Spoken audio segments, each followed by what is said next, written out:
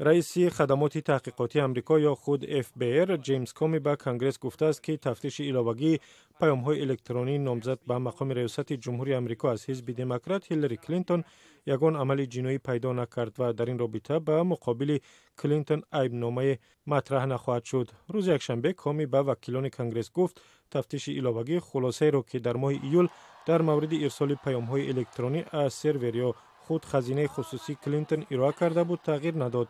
هفته گذشته رئیس FBI به کنگرس نامه نوشت و معلومات داد که مفتشان پیام‌های الکترونی نوی پیدا کردند که باید تفتیش شود.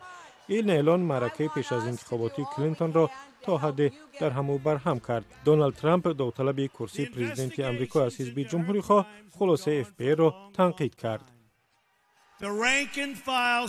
افسران با شأن و شرف FBI امکان نخواهند داد که او با جنایت‌های وحشتناک و از جمله پاک نمودن 33,000 پیام الکترونی بعد هشدار کنگره صادر کرده است خلاص شود.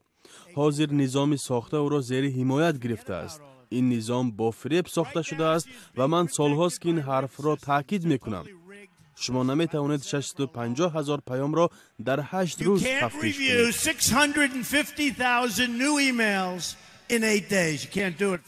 نامزد حزب دموکرات هیلاری کلینتون معرکه انتخاباتیش را آخری هفته گذشته در ایالت نیو همشیر سپری کرد. او درباره تفتیش چیزی نگفت ولی رای دهندگان را به آوازدهی تشویق کرد. When your kids and grandkids ask you what you did in 2016, وقتی فرزندان و نبیره هایتان از شما پرسند که سال 2016 زمانی که همه چیز در یک مره قرار داشت شما چه کار کردید؟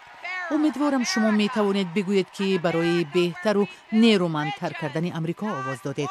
برای امریکای آواز دادید که پول می سازد نه دیوار.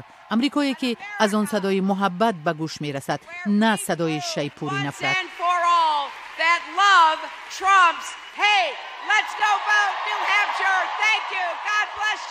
بر اساس پرسش های اخیر پشتیبانی از هیلاری کلینتون نسبت به دونالد ترامپ 5% بیشتر است.